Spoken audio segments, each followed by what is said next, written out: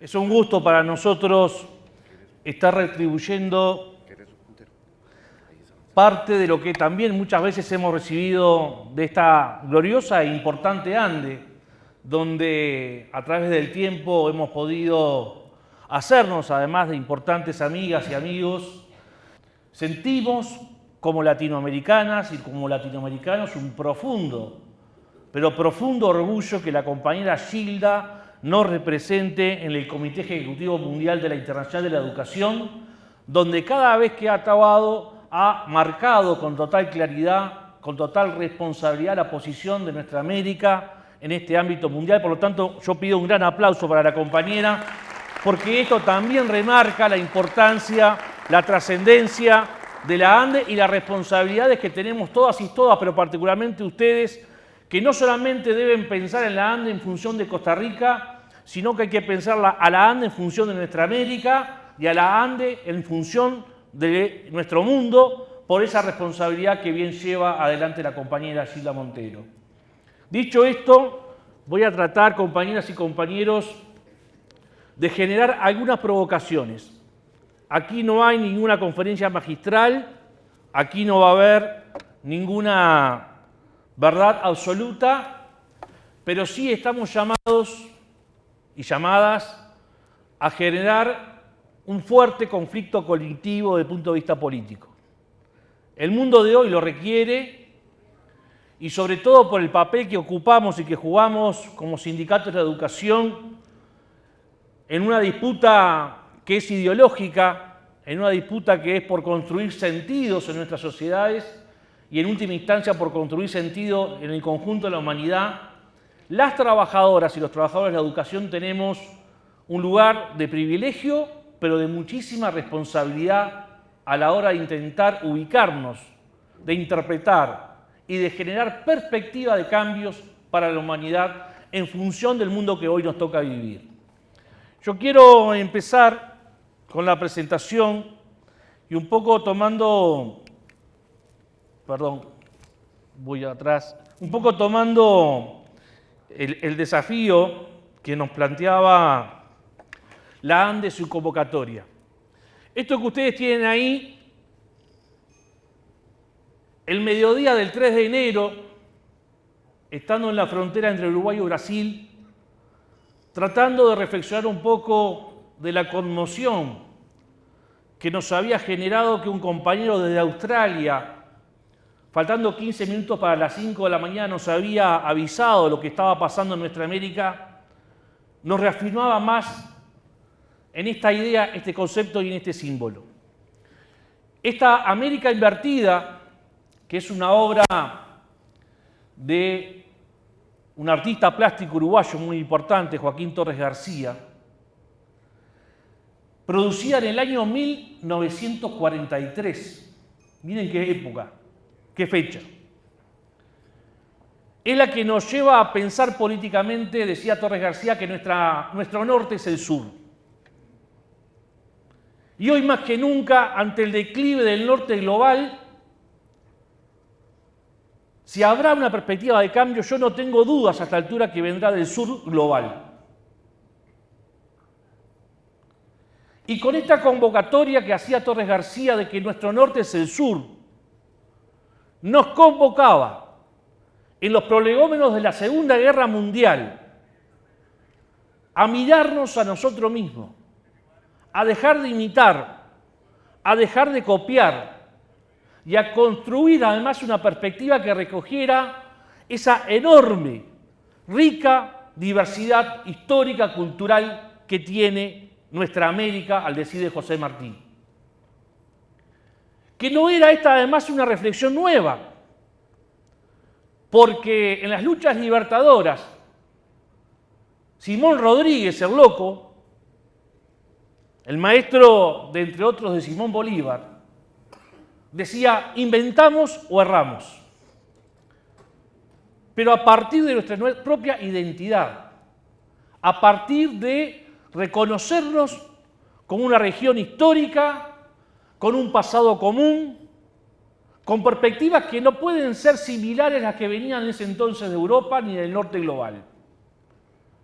Entonces, hoy hay una necesidad política de repensarnos desde el sur, ya no siquiera solamente desde el sur de nuestra América, sino también de otras regiones del mundo. Reitero, hoy la alternativa a lo que estamos viviendo, yo no tengo dudas a esta altura, a pesar que se nos quemaron algunos papeles a partir del 3 de enero, de que va a venir del sur global. No va a venir de los declinantes imperialismos del norte global que hoy están dando muestra de su decadencia.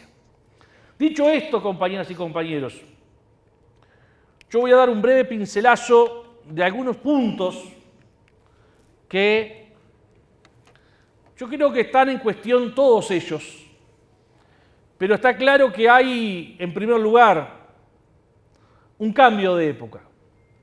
Es decir, no es una época de cambios.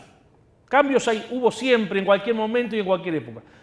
Cuando hablamos de cambio de época, estamos diciendo que hay una serie de transformaciones estructurales que cuestionan el orden establecido, que cuestionan el orden hegemónico preexistente y que es una época de mucha confusión. Después vamos a ver por qué decimos que es una época de mucha confusión y donde no terminamos de visualizar cuál es el nuevo orden. No terminamos de visualizar hacia dónde va la humanidad en este proceso de decadencia, particularmente del norte global y del imperialismo, en especial norteamericano. Pero hay algunas cuestiones en este cambio de época que son importantes señalar. Por ejemplo, ya el mundo deja de tener como centro que ordena la vida global a Occidente. Hay un cambio donde ciertas cuestiones se comienzan a generar desde el Oriente. Y este es un cambio importante, como lo fue en su momento que el Mediterráneo dejara de ser el centro del mundo y lo pasara a ser el Atlántico. ¿Entienden lo que estoy planteando en perspectiva histórica? ¿No? Ahí hay una obra maravillosa, disculpen la descripción histórica, pero no puedo de otra forma, de Fernand Braudel, titulada El Mediterráneo, el espacio mediterráneo en la época de Felipe II, donde además de ejemplificar la categoría de la historia como un motor de tres tiempos, es decir, la estructura, la coyuntura, lo concreto, lo cotidiano, nos da la importancia del Mediterráneo como ordenador del mundo conocido hasta ese entonces. Bueno, hoy hay un fuerte cuestionamiento del papel de Occidente, de sus concepciones políticas, sociales, económicas, que viene siendo cuestionada desde Oriente. Este es un cambio importante. Un segundo cambio importante que nosotros podemos matizar es que hemos pasado de la era industrial a la era digital. Y el trabajo ha sido un elemento estructurante de la vida y la historia de la humanidad. Cómo se organiza, cómo se produce, cuáles son sus actores, qué papel juega la ciencia, qué papel juega la tecnología. Y aquí hoy asistimos a un mundo donde la digitalización y buena parte de las disputas hegemónicas presentes tienen que ver por quién domina el elemento digital en el mundo. Y este cambio de pasar de la era industrial a la era digital provoca muchas transformaciones y algunos desafíos. Los sindicatos industriales hoy tienen un gran desafío.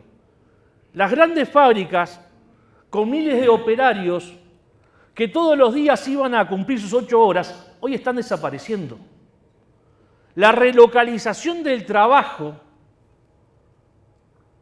desde cadenas productivas globales que uno no sabe dónde se produce tal o cual producto que llega a las góndolas del supermercado o a nuestra casa, hasta el trabajo en plataformas, nos está generando una situación compleja también al mundo sindical. Porque ya no tenemos a las trabajadoras y los trabajadores con los cuales desarrollar asamblea, con los cuales intercambiar, con los cuales convivir. hay empresas hoy donde hay trabajadores que no se conocen entre sí. O sea, que el elemento estructurante del trabajo como factor humano, como elemento antropológico, está sufriendo cambios. O sea, por eso hay elementos que nos llevan a sostener que estamos ante un cambio de época. Ahora, un cambio de época que viene asignado por algunas dificultades concretas. La primera de ellas, de base material, la crisis del capitalismo. Hay una crisis del sistema capitalista que además en los últimos 40 años se ha transformado en un sistema cuya lógica de maximización de las tasas de ganancia ha ido por la lógica de la acumulación por desposesión. ¿Qué implica esto de la acumulación por desposesión? Un capitalismo voraz que está arrasando con el planeta, que está arrasando hasta con la propia vida de la humanidad en el planeta y que se ha vuelto cada vez más peligroso. Donde incluso ese concepto de peligroso implica el uso de la guerra como mecanismo para asegurar la maximización de las ganancias del capital. Ya en 2008-2010 se comenzó a procesar un declive en materia económica a nivel global que empezó a evidenciar los principales problemas de la globalización impuesta, promovida a través de las concepciones neoliberales por este capital concentrado, que no ha encontrado solución material y que lo que ha llevado ha sido que la moneda dominante en el mundo, el dólar, la Reserva Federal comenzara a imprimir dólar ante la caída de su valor, generando procesos inflacionarios no solamente en los Estados Unidos, sino a nivel global. Es decir, que ahí tenemos un problema estructural de base material. Un segundo aspecto es la crisis del multilateralismo y sobre todo del derecho internacional. Y esto hay que prestarle mucha atención. Yo arranqué hablando prácticamente del 3 de enero. Seguramente en esta sala tengamos distintas visiones sobre Nicolás Maduro y el gobierno en Venezuela, sin lugar a duda. Tal vez haya un aspecto de amplio consenso. La falta de democracia en Venezuela. E incluso es más, hasta violación a los derechos humanos. Incluso más, la existencia cuestionable de presos políticos. Ahora, el problema no es Nicolás Maduro y no es Venezuela. El problema es que el 3 de enero Estados Unidos, particularmente, voló por los aires el derecho internacional.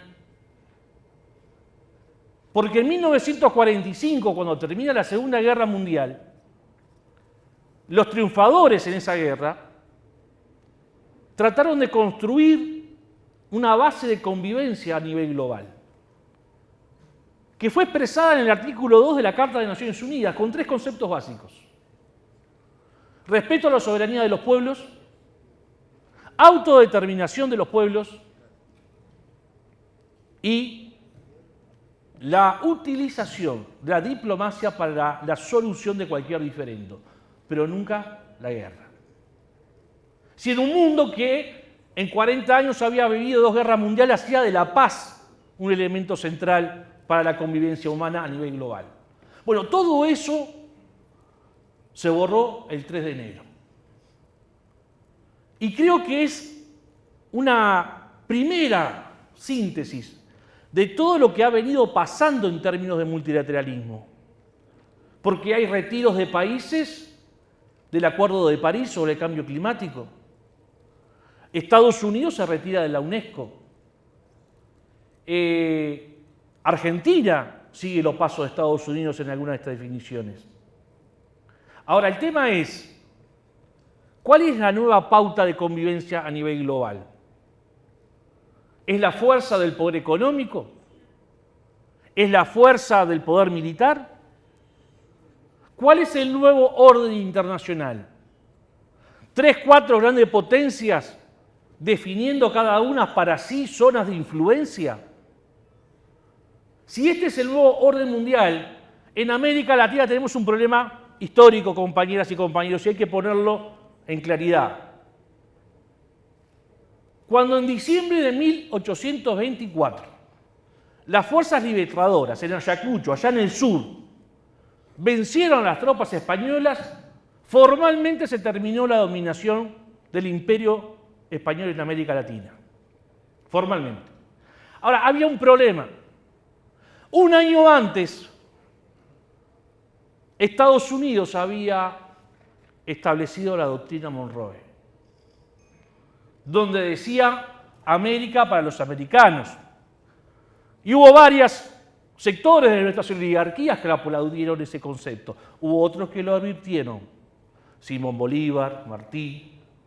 Porque en realidad América para los americanos es América para los norteamericanos, para los Estados Unidos. América patio trasero. Y esto es lo que hoy ha venido sucediendo. Miren, en los últimos 12 meses, Estados Unidos influyó y definió una elección de medio término en la Argentina, bajo un concepto muy simple. Un gobierno de ultraderecha que está aniquilando el Estado social de derecho particularmente, con una grave crisis económica. Estados Unidos dijo, bueno, si ustedes votan a Milei, Estados Unidos va a ir al rescate financiero de Argentina. Si no lo votan, que extraye todo por los aires. Bueno, eso influyó. La elección de Honduras, muy cerquita de ustedes acá, donde por un lado nos hablan de la lucha contra el narcotráfico, pero 48 horas antes de las elecciones liberan a un expresidente hondureño preso en Estados Unidos por narcotráfico. En Brasil, donde con todas las garantías del debido proceso, la justicia brasileña condena a Jair Bolsonaro y a otro grupo de militares y civiles que participaron en un intento de golpe de Estado y de magnicidio, porque el golpe de Estado iba acompañado del asesinato del presidente Lula da Silva. Entonces, si el nuevo orden mundial se configura bajo la lógica de grandes potencias que van a administrar zonas de influencia, nosotros vamos a tener esta lógica histórica.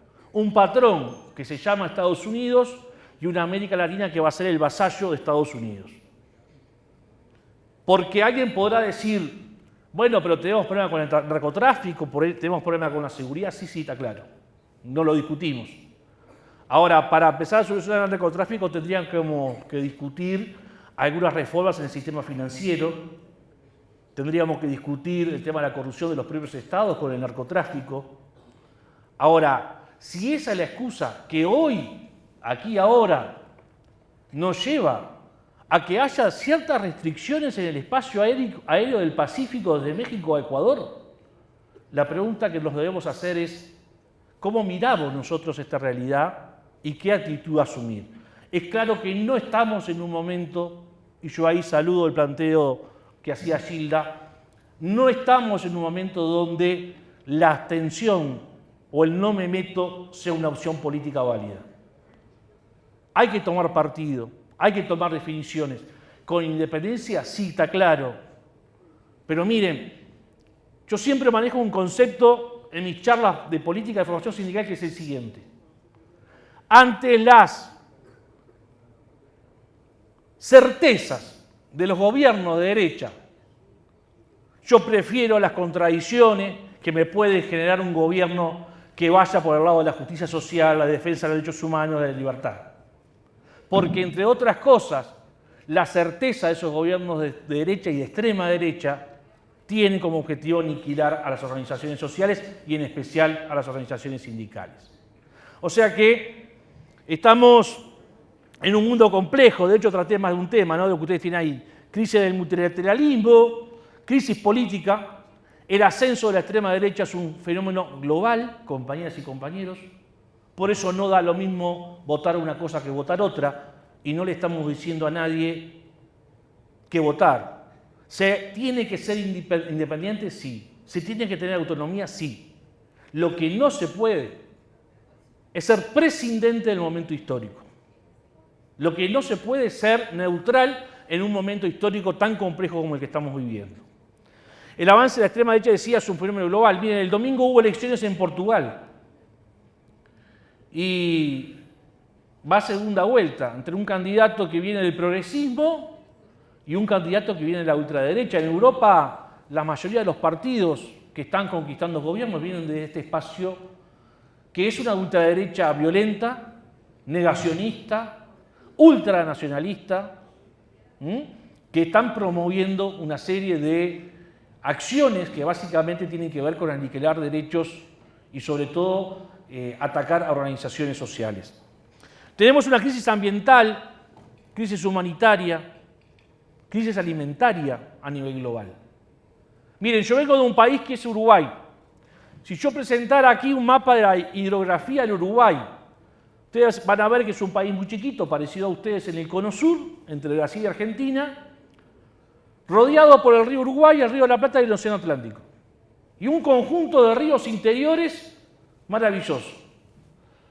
Hace 2 años atrás, la capital, Montevideo, y su área metropolitana, que nuclea el 60% de las personas, tomaba agua salada, producto del cambio climático y las no lluvias. En un país donde habían visitantes que cuando llegaban a Montevideo, como por ejemplo nuestros hermanos de Bolivia, no podían entender que en el sanitario tiráramos agua potable. Un día nos encontramos tomando agua salada. Y todavía hay gente que niega el cambio climático y que se retira de los acuerdos internacionales. Por eso el orden internacional está fuertemente cuestionado. Tenemos nuevos desafíos: la digitalización, la fragmentación social y la despolitización. Hoy la sociedad vive en función de un relato construido por algoritmos que manejan las multinacionales. Y ese es un problema, porque esto no nos permite analizar la realidad en su globalidad, no nos permite tener perspectiva crítica y también limita muchísimo la generación de alguna alternativa. Pero todas y todos estamos sometidos a eso. Nos construimos una idea de la realidad en función de lo que nos diga CNN o lo que nos digan las grandes multinacionales en manos de Elon Musk y todo lo que ustedes ya conocen.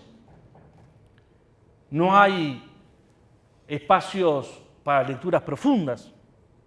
Y este es un problema que después vamos a ver acarrea muchas dificultades en distintos ámbitos.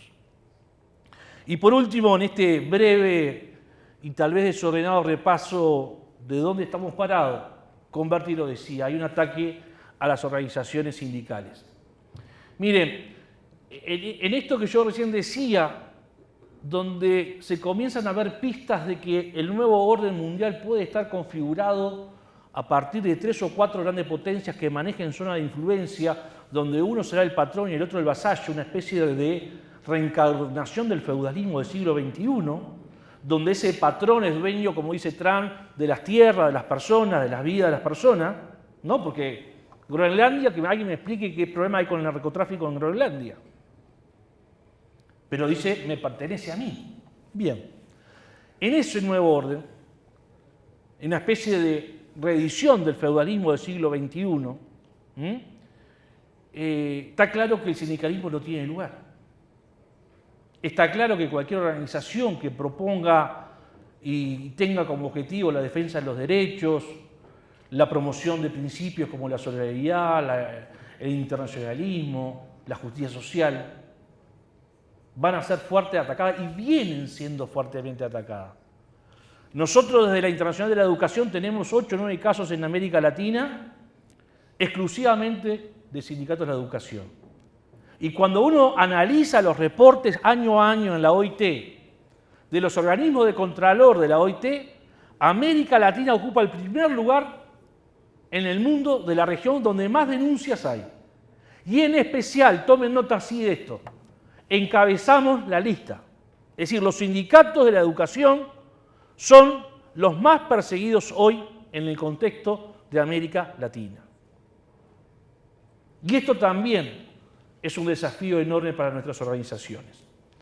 Dicho esto, tal vez un poco de manera desordenada, porque yo vuelvo a insistir, todo esto está sucediendo en estos momentos. Por lo tanto, lo que podemos colocar son provocaciones que nos generan algún conflicto cognitivo. ¿Cómo se sintetiza eso? Todavía no lo sabemos.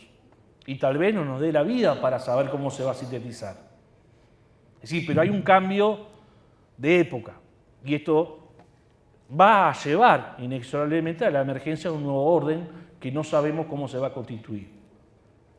Dicho esto, yo quiero centrarme rápidamente en 4 elementos importantes. Yo vengo de un congreso de organización desarrollado en diciembre último y también, Gilda, tuve la oportunidad de leer algunas de las principales resoluciones de su último congreso, porque me parecía un gesto de honestidad intelectual y política venir a hablar con ustedes sin saber cuál era su perspectiva. Y en ese marco creo que tenemos desafíos comunes. Una de ellas es la necesaria, imperiosa tarea de reconfigurar y retomar el esfuerzo por construir la identidad sindical. Esto no quiere decir que no la tenga. No quiere decir que nuestra federación en Uruguay no la tenga. Pero estamos ante nuevas generaciones, ante nuevos hechos que requieren un esfuerzo político-pedagógico por reconstruir la identidad sindical. Y no importa si somos asociaciones o somos el sindicato. Los sindicatos existen de hecho en tanto y en cuanto haya un colectivo que promueva la defensa de intereses, de valores de toda o una parte de la sociedad. Y en esa construcción de identidad hay algunos problemas que tenemos que ser muy explícitos, compañeras y compañeros. El sindicato es ontológicamente, el sindicato tiene en su razón de ser central ser una organización de carácter política. No es ni un gremio que lo constituyen el conjunto de trabajadores y trabajadoras que laboran en un sector, no lo es una asociación profesional. Sindicato disputa poder en la sociedad. El sindicato distribuye sentidos, es decir, construye ideología. Un sindicato que promueva los valores de la justicia social, la defensa de la paz, de la democracia, de los derechos humanos, está construyendo sentido en nuestra sociedad. Y muchas veces se tiende a confundir político como partidario. Si nosotros reducimos la vida política de la sociedad solamente a los partidos, caeremos no solamente en un error histórico, sino que nos estaremos amputando la posibilidad colectiva de ser partícipes del proceso histórico. Y este carácter político es lo que nos tiene que llevar a la construcción de ese sujeto político colectivo que es el sindicato. Y que incluso en materia de derecho colectivo del trabajo, aquí está la doctora, es al cual se le reconoce, es al único que se le reconoce. No negocia los ámbitos de negociación colectiva a cualquier organización, negocia las organizaciones sindicales. Entonces hay un esfuerzo porque tenemos nuevas generaciones en esta sociedad fragmentada, en esta sociedad de los algoritmos, que no conocen la historia del movimiento obrero, que no conocen tal vez la propia historia de la ANDE. Y entonces los gobiernos, los sectores de derecha, hoy dicen que los sindicatos somos mala palabra, que somos corporativos, hasta algunos ahora en algunos países nos asocia con la delincuencia. Entonces hay necesidad de construir la identidad sindical, recrearla en cada pueblo, en cada centro de trabajo, en cada comarca, en cada departamento, en cada provincia a nivel nacional. Es decir, quien se afilia a un sindicato manifiesta la voluntad. Y más en países como Costa Rica, al igual que el Uruguay, donde la afiliación no es obligatoria, es voluntaria. Ahora, con eso no alcanza. Porque un afiliado, un afiliado puede afiliarse al sindicato por múltiples razones. Y nos pasa en Uruguay. Y me afilié porque me gusta ir a la colonia de vacaciones. Y me afilié porque me gustan los descuentos que tengo en la óptica para cambiar los lentes. Y está bien. Porque ese es el individuo que tenemos como trabajador. La tarea es transformar esa conciencia individual en conciencia colectiva. La tarea es, a partir de la construcción de la identidad, dejar de ser yo para ser un nosotros. Y esa es la tarea política pedagógica del sindicato. Partiendo de la base, además, y vuelvo a insistir con esto, que un sindicato debe tener autonomía, debe tener independencia, pero debe tener, sobre todo, perspectiva programática, perspectiva estratégica. La pregunta que uno se hace, hoy un sindicato que reivindique solamente el presupuesto educativo, ¿es un sindicato que puede construir correlación de fuerza en nuestra sociedad? ¿No hay necesidad en esa construcción de identidad colectiva de discutir con otros sectores? ¿Qué hacemos con el cambio climático? ¿Qué hacemos con la defensa de la democracia? ¿Qué hacemos con la defensa de la paz? ¿Qué hacemos con la construcción de justicia social? En todo eso la educación tiene un papel clave. Y nosotros como organización sindical tenemos que aportar a una perspectiva de transformación política en nuestras sociedades. Pero para eso precisamos construir identidad sindical. Un segundo aspecto importante. Tenemos problemas de desarrollo político organizativo. Yo a veces cuando voy a algún lugar y me dicen, tenemos, no sé, 400.000 afiliados, que para el Uruguay la cosa que no existe, ¿no? Somos apenas 3 millones, imagínense ustedes. Vengo de escuchar a los compañeros de la ANEA en Brasilia y dice, Estados Unidos tenemos 3 millones de afiliados. Es como si yo afiliara a toda la población del Uruguay del sindicato, ¿no? O sea, hay un tema de dimensiones. Ahora, a mí me genera eso siempre alguna desconfianza. ¿Saben por qué? Porque la fortaleza de la cadena la determina cuán fuerte es cada uno de sus eslabones. Y uno a veces se pregunta, recorriendo el mundo, en esto de militar desde la perspectiva del internacionalismo, si el maestro o la maestra en la escuela sabe qué piensa su sindicato,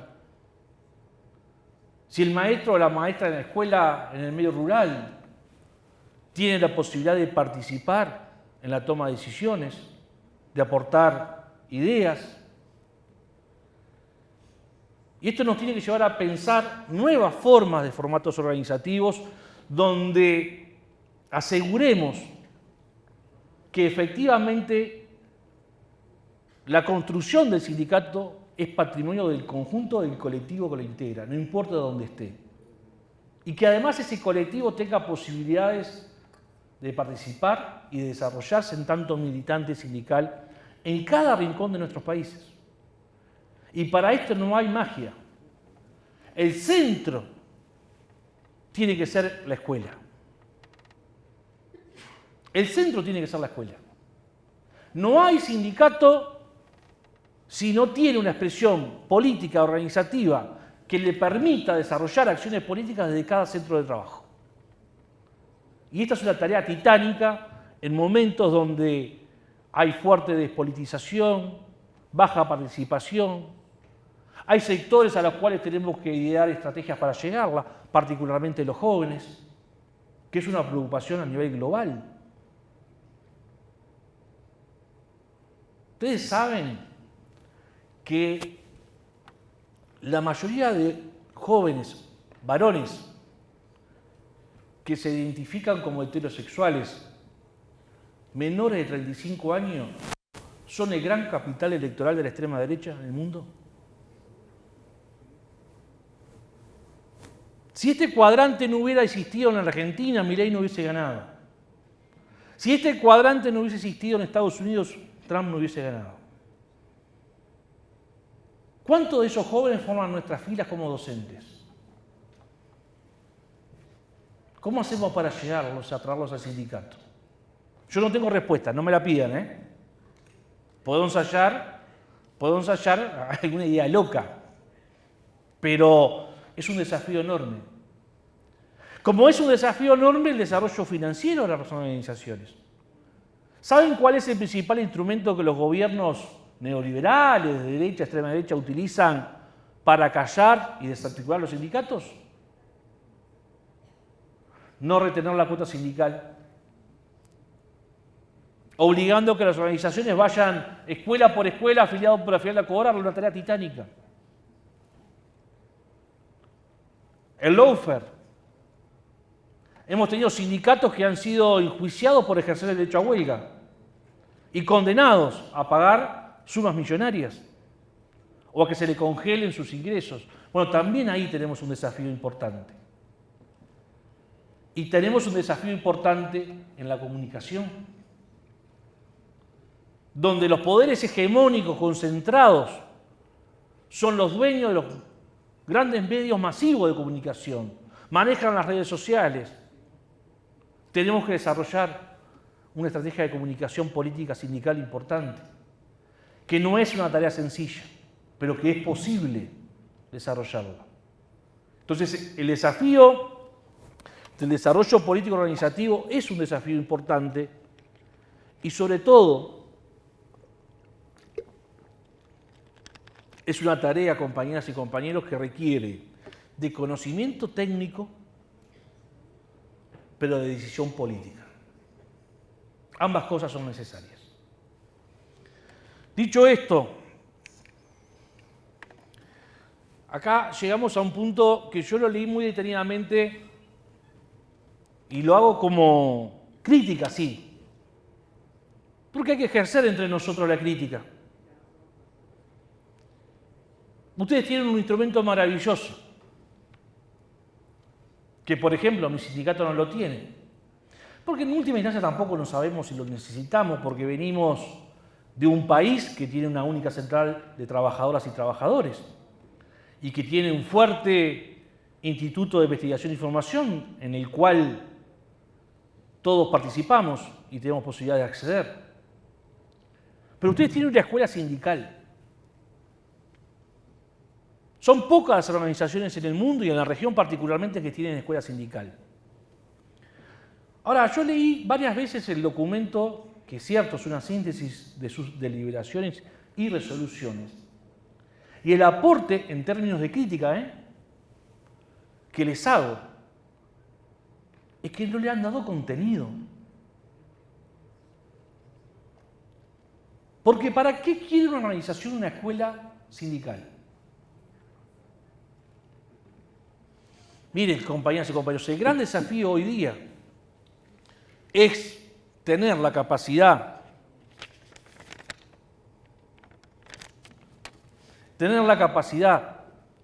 de desarrollar formación política sindical. Y esto no es una cuestión que anule otras cuestiones. Es decir, no entremos en falsas dicotomías. ¿El sindicato puede aportar a la formación técnico-profesional de sus afiliados? Sin lugar a duda. Convenios con universidades, con centros de investigación, sin lugar a duda. Ahora, pero la función de la escuela sindical, de una organización sindical, es la formación política sindical. Y esta formación política sindical tiene algunas características. En primer lugar, es disruptiva. Tiene que generar las condiciones políticas, pedagógicas, de la formación de la conciencia colectiva. Es decir, tiene que nutrir a la base militante, no importa dónde esté, de los elementos que le dan identidad a la organización, de la cual es parte y con la cual se compromete a expresar acciones concretas en esa perspectiva. Es intencional, porque lo que busca es transformar la conciencia individual en conciencia colectiva, pero a su vez de nutrir de herramientas a sus militantes para la transformación de la sociedad. Es decir, si yo no formo militante en economía política, ¿con qué economista del gobierno se va a sentar a discutir la política económica?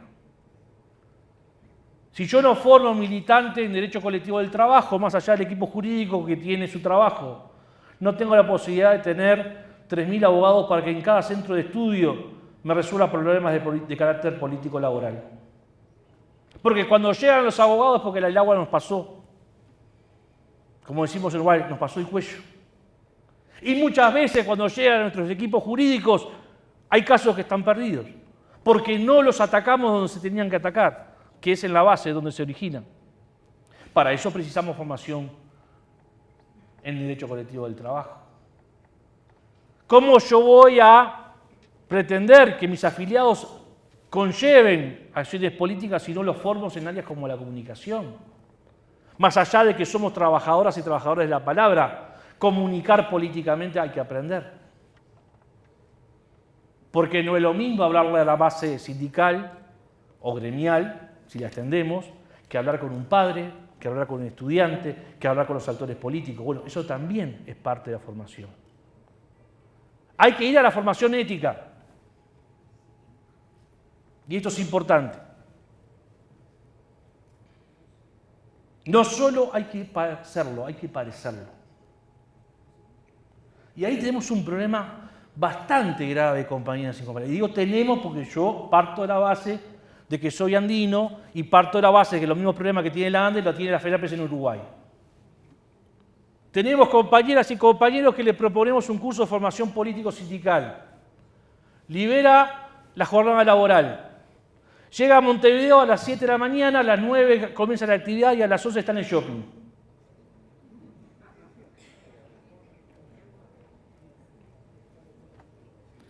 Tenemos problemas éticos. Compañeras y compañeras que entienden que hay que hacer una carrera sindical para después buscar otros objetivos. Y yo no tengo nada con quienes militan en la fuerza política. Yo tengo mi fuerza política desde los 14 años. Fui afiliado al Frente Amplio en Uruguay antes de ser trabajador de la educación.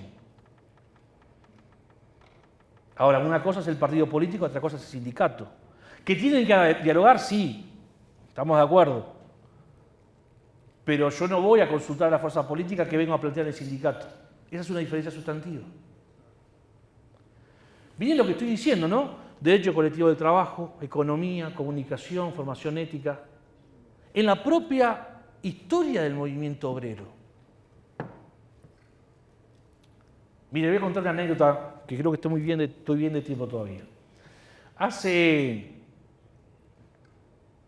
En los últimos 5 años, anteriores al 25, en Uruguay gobernó un gobierno de derecha y de extrema derecha, que en el medio de la pandemia aprobó una ley con más de 400 artículos que modificaba muchos aspectos del Estado. Como en Uruguay hay recursos de democracia directa en la Constitución de la República, promovimos un referéndum para anular una buena parte de esa ley. Parte del procedimiento implicaba juntar en pandemia el 25% del padrón electoral, 700.000 firmas, que además de firmar el ciudadano tenían que imprimir su huella digital. Una tarea titánica. No te podías reunir, no te podías aglomerar. Lo hicimos. Estábamos en un balneario del Este con una compañera que había ingresado recientemente a la dirección de nuestro sindicato, una compañía importante que hoy tiene tareas importantes en el gobierno de la educación, representándonos como sector sindical, en un balneario recolectando firmas, 6 de enero. De repente aparece una pareja de gente que acumula años de experiencia, de 80 años aproximadamente. Los saludamos y le digo, sacale foto, sacale foto. Pasó. Se fueron los dos compañeros y la compañera me dice, escuchame una cosa, negro, porque a mí me dicen negro y yo soy orgulloso que me digan negro, ¿no? No tengo problema. ¿Por qué tanta insistencia con la foto con esta gente? La quedo mirando. Le digo, mirá, para empezar, ese que vos ves ahí era nuestro representante en la dirección del PIT-CNT, cuando en la noche del 27 de junio de 1973 los militares dieron golpe de Estado, que tuvo la responsabilidad histórica de decretar la huelga general del pueblo uruguayo contra la dictadura. Y que durante los 12 años que duró la dictadura nos representó no solamente a FENAPE, sino al PIT-CNT en el mundo, denunciando, entre otras cosas, los crímenes de lesa humanidad. Y el primer local que tuvo la FENAPE, porque nos expropiaron toda dictadura, cuando volvimos a la reapertura democrática, la plata la consiguió ese señor, que entre otros contó con la colaboración de un actor que después fue clave en la IE, Fred Van Leeuwen. Quiere decir esto que teníamos una dirigente nacional que no conocía la propia historia del sindicato en hitos fundantes. Porque si ustedes buscan en la historia del sindicalismo nuestroamericano, no van a encontrar centrales sindicales que respondan ante un golpe de Estado con una huelga general. Y ese señor que estaba ahí con casi 80 años era nuestro dirigente en esas circunstancias. Entonces, si habrá que trabajar con las nuevas generaciones y no tan nuevas en la formación política sindical como un elemento clave. Ustedes tienen una escuela hermosa. Tienen a alguien con una experiencia maravillosa, como decía Converti, como es el caso de Gabriela, que no solamente conoce el sindicalismo en Costa Rica, conoce el sindicalismo a nivel regional y mundial. Bueno, es hora de darle contenido. Reitero, sin entrar en falsas oposiciones. Pero una escuela sindical que no tenga como eje central la formación política sindical en términos de construcción de la conciencia colectiva, en términos de darle instrumentos a los militantes en distintas áreas para que puedan llevar adelante su práctica política. Porque no hay praxis política si no se alimenta de la teoría y de la práctica. Y se retroalimentan ambas.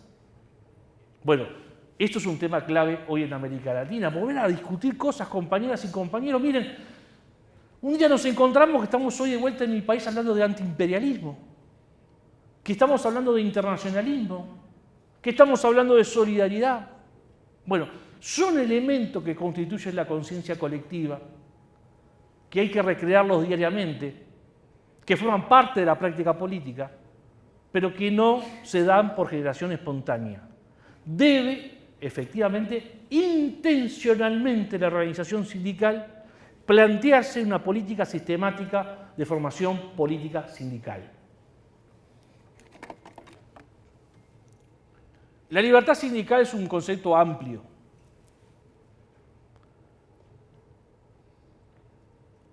Que involucra la existencia en el mismo tiempo y en el mismo lugar de tres elementos constitutivos.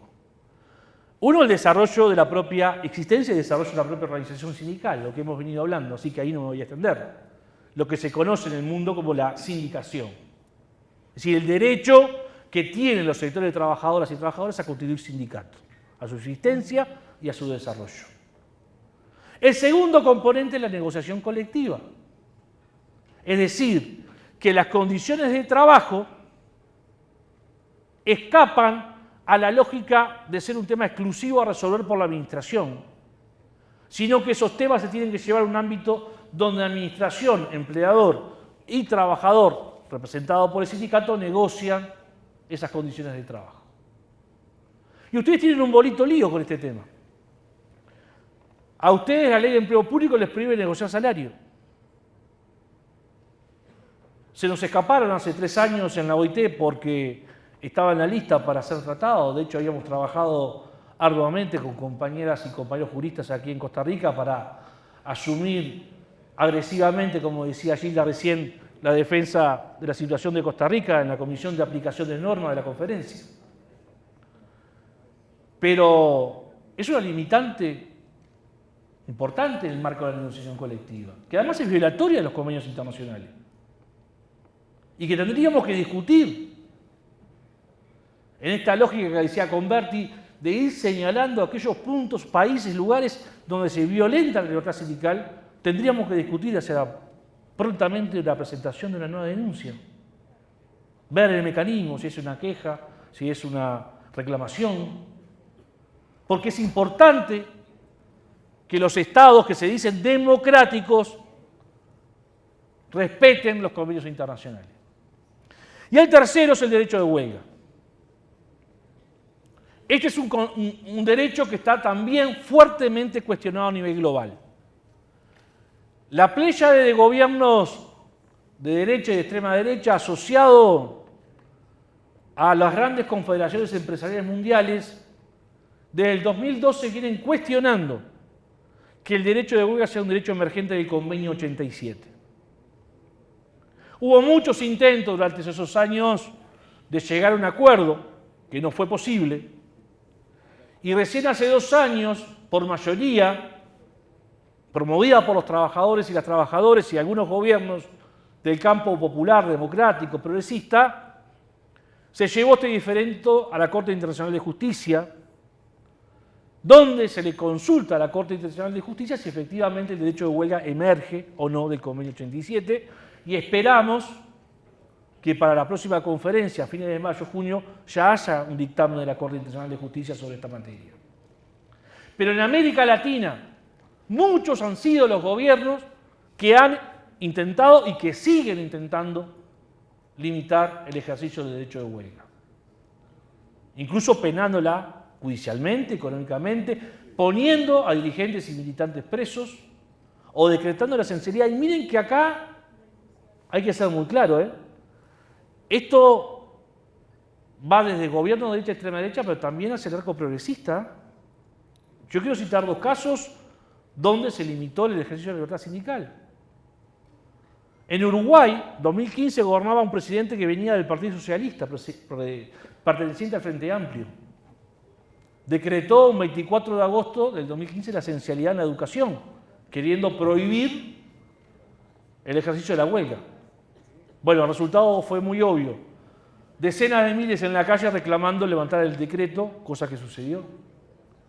O tenemos la situación de la UNE en Ecuador, Convertí, que le estamos dando seguimiento en el marco de la OIT, que tiene que ver con la liquidación administrativa en el marco del gobierno de Rafael Correa de la Unión Nacional de Educadores. Es decir, que es un tema que está fuertemente cuestionado, pero que nosotros seguimos aferrados a la idea de que las organizaciones, cuando el convenio dice aprobar su programa y plan de acción, claramente está hablando de la huelga. Así que esperaremos resultados. Estos 3 componentes, si no están presentes, vuelvo a reiterar, en el mismo espacio, en el mismo tiempo, de alguna forma se está afectando a la libertad sindical. Particularmente porque en el año 98, la OIT, organización más que centenaria, anterior a las Naciones Unidas, emergente en el marco del fin de la Primera Guerra Mundial, aprobó un conjunto de principios y de lo que se denominó o se denomina derechos fundamentales. Particularmente el Convenio 87 y el Convenio 88 están incluidos en esa lista de convenios fundamentales que obligan a los estados, lo hayan ratificado o no, a cumplir. Porque se le da prácticamente la categoría de derecho humano y por lo tanto es obligación de los estados cumplirlo. Y esos 2 convenios que son fundamentales tienen un par de convenios técnicos que son el 151 y el 154, que trata particularmente el tema de la administración pública y el derecho a la negociación colectiva. Es decir, que hay instrumentos internacionales que obligan a los estados a negociar colectivamente, a respetar el derecho de huelga y a respetar la constitución de organizaciones sindicales. Ahora bien, estos derechos no son autosuficientes. Si yo no tengo libertad de expresión, si yo no tengo respeto a los derechos humanos, si yo no tengo libertad de acción en términos individual y colectivo, la libertad sindical por sí sola no se puede ejercer. Es decir, se vinculan a otros derechos que están presentes en nuestras sociedades. Por lo tanto, es importante recalcar esto. Como importante recalcar es que no hay ningún programa y ahí vuelvo a la formación sindical, discúlpenme que retroceda nuevamente, porque me parece, para terminar, ya termino, un hecho importante. Miren, no hay organización sindical ni social que pueda formular el mejor programa, la mejor perspectiva, si no hay gente organizada y consciente detrás. Protagonista de la historia es el ser humano en sociedad, en colectivo. Por lo tanto, el papel de la formación sindical es un tema clave, como lo es la libertad sindical, como lo es, ahora sí para terminar, la necesidad de que nuestras organizaciones sindicales tengan la posibilidad de construir alianzas con otros sectores. Más en una sociedad fragmentada como la que nos toca vivir. ¿Puede el sindicato reclamar el presupuesto de la educación sin mirar qué pasa con la pobreza infantil? Sin mirar qué pasa con el derecho a la vivienda? Sin mirar qué pasa con el derecho a la salud. ¿Puede la organización sindical de la educación transformar la realidad sin mirar lo que pasa con los feminismos, con los migrantes, con los pueblos originarios? ¿Son las campañas electorales un escenario donde el único vocero o los únicos que pueden hablar son los partidos políticos? Compañeras y compañeros, no hay posibilidades para nuestra América si no es una acción de conjunto. Ninguno de los países de nuestra América se va a salvar solo.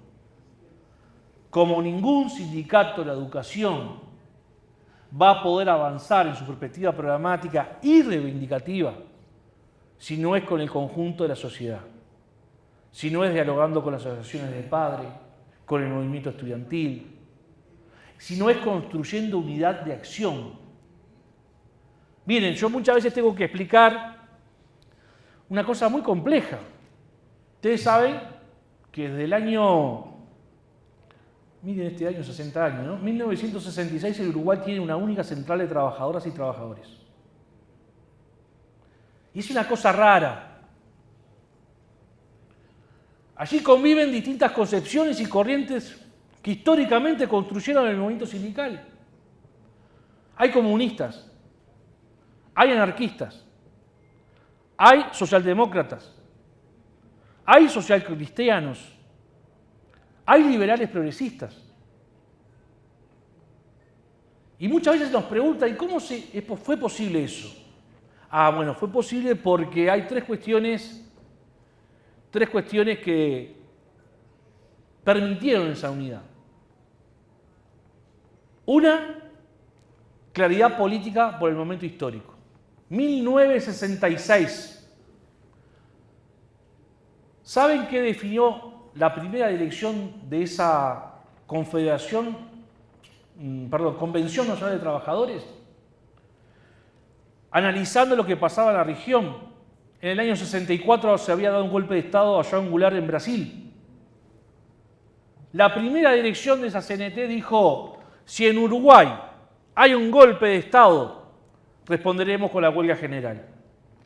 Ese golpe de Estado se dio la noche del 27 de junio de 73 y en la misma noche del 27 de junio de 73 fábricas, centros públicos estaban ocupados por trabajadoras y trabajadores. Unidad en la diversidad. Hay que dialogar con otros. Y hoy hay que dialogar con sectores que incluso están teniendo una acción política consciente y organizada en nuestras sociedades. Hay que dialogar con los sectores religiosos, sí, claro que sí. Porque hay que dialogar con la espiritualidad que cada una y cada uno tenemos. Hay que dialogar con los partidos políticos, claro que sí. Porque no es lo mismo uno que otro.